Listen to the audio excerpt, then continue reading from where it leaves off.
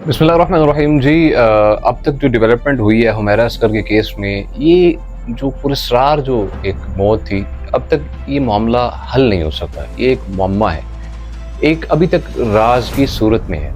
आप पूछेंगे वो कैसे? वो ये कि जैसे-जैसे तफ्तीश आगे बढ़ रही है, जैसे-जैसे कार्रवाई की जा रही है, तो कुछ चीज़ें खुल के सामने आ रही हैं। सबसे पहले जो अगर हम बात करें, बिल्कुल लेटेस्ट जो डेवलपमेंट हुई है, उसके मुताबिक उनकी 3 मोबाइल दरियाफ़्त हुए थे, जिसमें से 1 लैपटॉप साथ में था। 3 मोबाइल और 1 लैपटॉप, और 3 में से 2 जो मोबाइल फ़ोन थे, उनके ऊपर पासवर्ड भी मौजूद नहीं था। इसके अलावा लैपटॉप और मोबाइल के ऊपर जो पासवर्ड मौजूद था, उसमें से मोबाइल का पासवर्ड खोल लिया गया है। अब वो इस वजह से इस तरह से खोला कि उनकी डायरी के ऊपर नोट डाउन था उसका पासवर्ड, जबकि लैपटॉप का पासवर्ड डायरी के ऊपर मौजूद नहीं था। अभी तक वो लॉक ही है, स्टिल अनलॉक नहीं किया जा सका जो लैपटॉप था। इसके अलावा जब उन्होंने उनकी हिस्ट्री चेक की, उनकी लास्ट मैसेज जो कंफर्म इस वक्त हो चुका है 7 अक्टूबर 2024। आप ये अंदाज़ा करें, 9-10 महीने का एक गैप है, उसके बाद मिलना और बिल्कुल डीकम्पोजिंग, बिल्कुल एक आखिरी मराहिल में होना कि बिल्कुल एक डीकम्पोजिशन की सूरत हाल तक पहुँच जाता है। इस वक्त वो कंडीशन थी उनकी।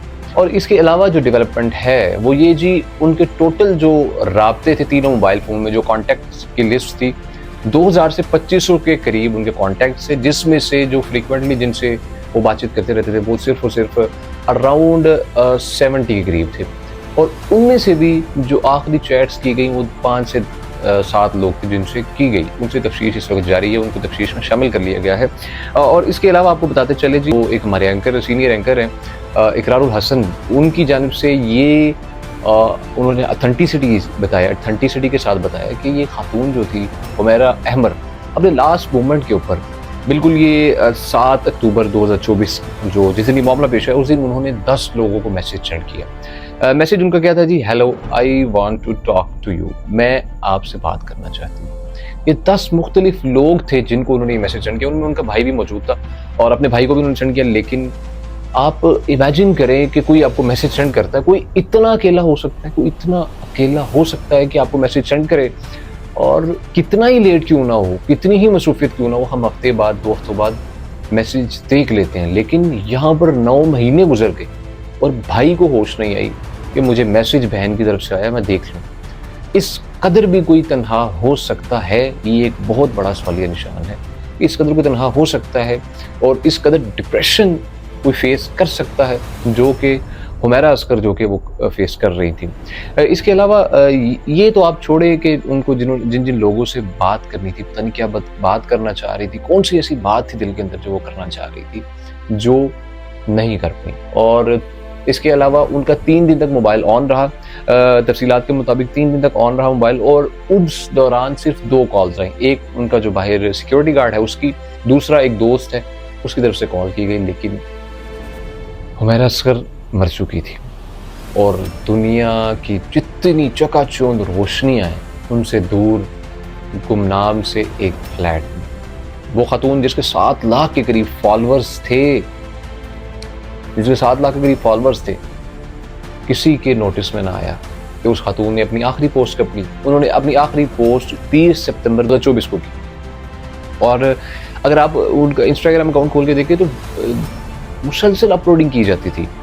एक मैक्सिमम गैप, 1 या 2 दिन का गैप अंदर रहता था तस्वीर अपलोड करने या कोई पोस्ट वगैरह अपलोड करने के दरमियान 1 से 2 दिन का जस्ट गैप रहता था, उससे ज़्यादा गैप बिल्कुल नहीं रहता था। उसके बावजूद उनके 7 लाख फैंस ने भी ये जानने की कोशिश ना की कि ये अचानक से कहाँ गायब हो, कहाँ पर चली गई। हम इस वक्त सोशल मीडिया के जो दौर में जी रहे हैं, ये सिर्फ और सिर्फ इस मोबाइल की हद तक मौजूद है।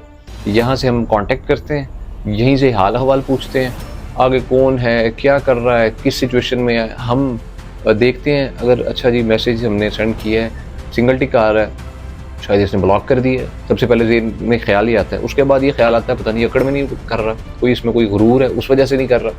मतलब हम खुद ही अज्यूम करते हैं, खुद ही सवाल करते हैं, खुद ही अज्यूम करके खुद ही उसका जवाब दे देते हैं। अगले की हमें पता ही नहीं कि वो किस स्टेज पर है, मेंटली तौर पर वो कितना डिस्टर्ब है, हम ये चीज़ नहीं जानते। बल्कि हम देखते हैं जी सिंगल टिक है, डबल टिक है, ब्लू टिक हो गया जी, अच्छा अब ये है जी, अब उसने मुझे रिप्लाई नहीं किया, अब मैं क्यों रिप्लाई करूँ, अब मैं उसे क्यों कॉल करूँ, उसने मेरी कॉल का जवाब नहीं दिया। तो आप जस्ट ये इमेजिन करें कि एक खातून 9 महीने तक मैसेज ही सीन नहीं करता कोई, तो आप उसकी तन्हाई का अंदाज़ा लगा सकते हैं। एक वॉइस मैसेज जो इस वक़्त गर्दिश कर रहा है बहुत ज़्यादा सोशल मीडिया पे, उसमें वो अपनी कोई दोस्त हैं दुर्र शहवार के नाम से, वो हज पे गई और उस दौरान उन्हें मैसेज किया उन्होंने मैसेज क्या किया, उन्होंने वॉइस नोट्स की सूरत में मैसेज है, उन्होंने बोला जी मैं कहीं न कहीं बिज़ी थी, उस प्रोजेक्ट्स में मसरूफ़ थी, आई एम वेरी सॉरी कि मैं तुम्हें जवाब नहीं दे सकी, बल्कि मेरे लिए दुआ करना, बहुत सी दुआ करना, मेरे करियर के लिए दुआ करना और मेरे लिए ख़ास तौर पे दुआ करना, दिल से दुआ करना अपनी प्यारी सी क्यूट सी बहन के लिए। आप सोचिए कि अगर आप वो वॉइस नोट सुने तो कहीं भी डिप्रेशन का कोई दूर-दूर तक नामो-निशान नज़र नहीं आ रहा कि डिप्रेशन ज़्यादा थी या कोई बहुत गहरी चोट थी।